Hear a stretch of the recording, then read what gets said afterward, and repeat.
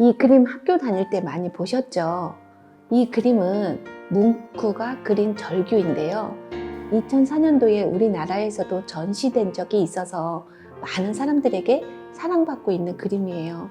그런데 사랑하고는 좀 거리가 먼 것처럼 보여요. 절규예요. 노르웨이 화가 뭉크가 그린 절규인데요. 이 그림은 4번에 걸쳐서 그려지게 되는데요.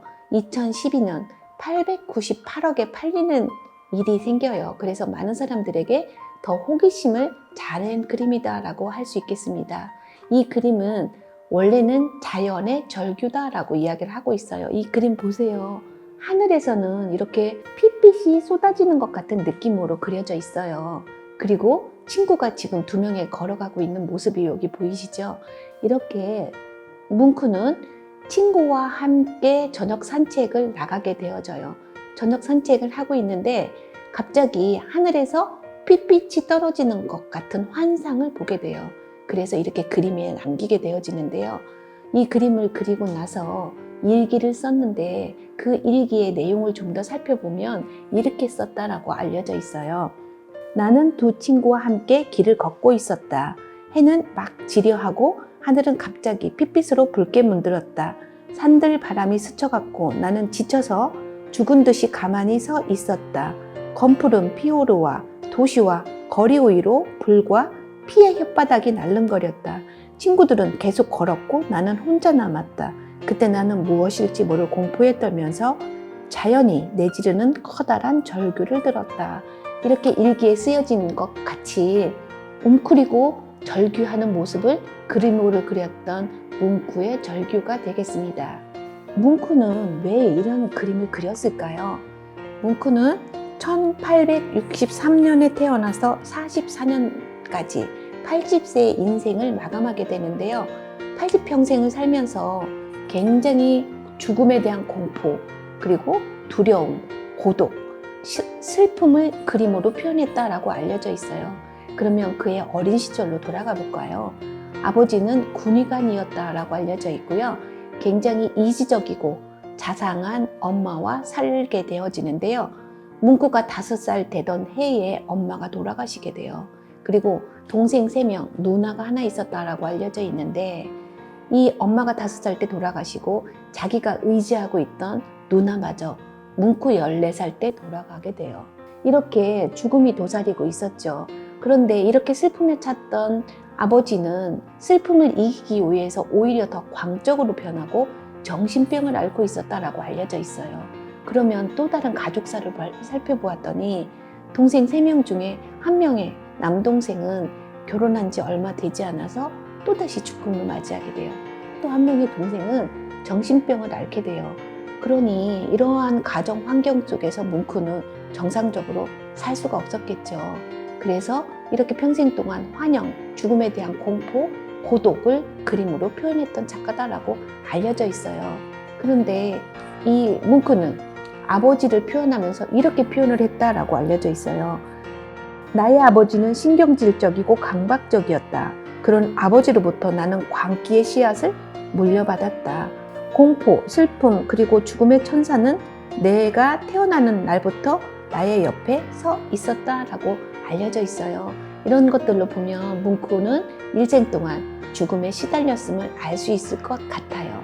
그런데 이렇게 노르웨이에서 활동했던 뭉크는 표현주의라고 하는 새로운 미술사주에 접하게 되어지는데요. 이 표현주의라는 것이 과연 무엇일까요?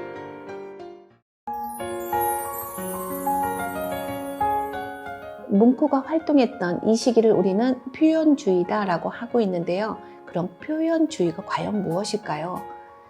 표현주의가 탄생되기까지는 여러 가지 요인들이 있는데 1차적으로는 기술의 발명이에요. 그래서 산업혁명이 이루어지고 나서 우리가 사진기가 옆에 오게 된 거예요. 그러다 보니 사진처럼 똑같이 그리는 것은 이미 의미가 없어졌다라고 하는 것이 1차적인 이유가 되겠고요. 또 하나는 1차 세계대전이에요. 전쟁이 끝난 후에 많은 예술가들이 허무주의에 빠지게 되거든요. 그래서 우리가 잘 알고 있는 다다주의 같은 이즘도 생기고 이런 표현주의가 생기게 되는데 이때부터는 인간이 가지고 있는 사실적인 이야기를 그림으로 그리는 것이 아니라 인간의 내면의 이야기를 그림으로 그리는 것이 표현주의의 특징이다라고 볼 수 있겠죠. 이제 그대로 그리는 것이 아닌 자기의 마음이 들어가져 있기 때문에 현대미술의 가장 포문을 연 것이 표현주의의 특징이다라고 할 수 있겠습니다.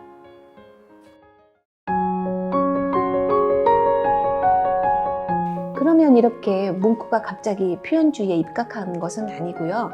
우리가 잘 알고 있는 고갱, 고흐 같은 후기 인상주의자들이 이렇게 자기의 감정, 고뇌의 감정을 그림 속으로 넣은 것으로부터 착안해서 뭉크의 그림이 만들어져 있거든요. 그러면 우리는 좀 더 뭉크와 반고흐의 그림을 비교해서 살펴보도록 하겠습니다.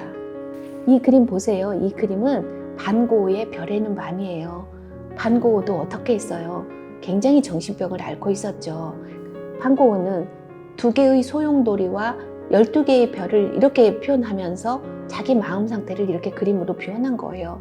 여기에도 마음이 이야기가 되어졌죠. 그 옆에 절규는 자기의 이렇게 핏빛이 쏟아지는 느낌을 그림으로 표현한 게 뭉크의 절규가 되겠어요. 이 그림을 또 살펴보세요. 우리가 초상화하면 어땠을까요? 굉장히 아름다운 여인을 순간 포착해서 그리는 것이 일반적이었어요. 반고흐가 여인을 이렇게 울고 있는 모습으로 그린 거예요. 이제는 아름다운 것보다는 가지고 있는 현상을 이렇게 그대로 표현하는 것이 특징이다라는 것을 볼 수 있겠죠. 시엔이라고 하는 여자였어요.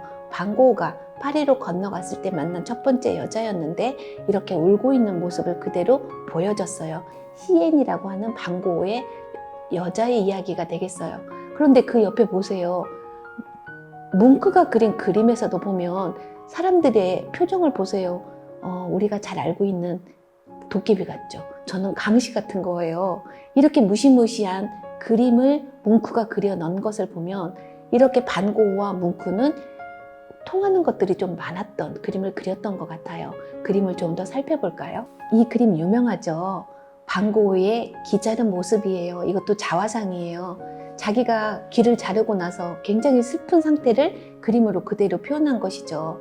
반고흐는 고갱과 함께 아르레에서 활동을 하면서 6주간 활동을 하게 되는데 고갱이 떠나고 나서 상실감에 자기 귀를 자르게 되는 거거든요. 그래서 귀를 자르고 난 후 레이첼이라고 하는 여인에게 갖다 줘요. 그리고 그 펴 보니까 귀가 있는 거예요. 얼마나 놀랬겠어요. 그래서 그 모습을 반고흐가 이렇게 기 자른 자기의 모습을 자화상으로 표현했어요. 그 옆에 그림을 또 한번 살펴볼까요? 뭉크는 엄마가 5살 때 돌아가셨다라고 알려져 있죠. 엄마가 죽고 난 후에 그림을 이렇게 표현했어요. 반고흐는 귀를 잘랐죠. 뭉크는 어떻게 했어요? 귀를 막았어요. 그래서 이렇게 귀를 자른 것과 귀를 막고 있는 모습을 이렇게 뭉크와 반고흐가 표현한 그림이다라고 할 수 있겠습니다. 이 그림도 슬픔을 표현한 반고흐의 자화상이에요. 마지막 자화상이에요. 프루시안 블루라고 하는 이야기는 깊은 슬픔을 이야기하는데 반고흐가 이런 푸른색을 이용해서 자기 마지막 자화상을 그리면서 굉장히 슬픔을 내재화시켜서 그린 그림이다라고 알려져 있는 그림이에요. 근데 그 옆에 뭉크의 자화상이에요. 스페인 독감을 앓고 난 후에 자기의 모습을 자화상으로 표현한 거예요. 그런데 그 뒤에 촛대가 하나 놓여졌는데 촛대에 불이 안 켜져 있죠. 그래서 굉장히 절망적인 자기의 모습을 이렇게 그림으로 표현한 반고흐의 그림은 결국 뭉크에게도 영향을 미쳤다라고 할 수 있음을 우리는 볼 수 있겠습니다. 그렇게 일생을 불행하게 살다 간 뭉크는 현재 노르웨이에서는 뭉크의 초상을 닮은 화폐가 사용되고 있는데요. 노르웨이 사람들이 뭉크를 얼마나 사랑하고 존경하는지 느껴지시나요?